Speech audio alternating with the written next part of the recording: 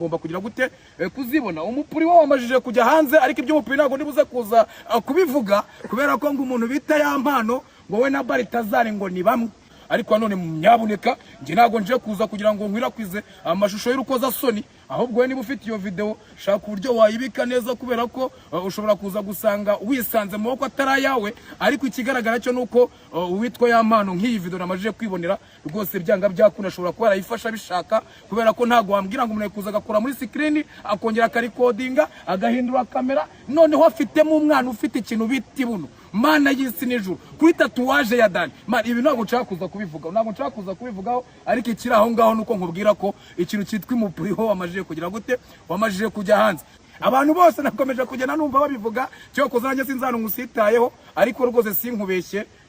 ni video y'iminota nk'icumi cyangwa 20 bitewe uko abantu bagiye bayihererekanya mu bice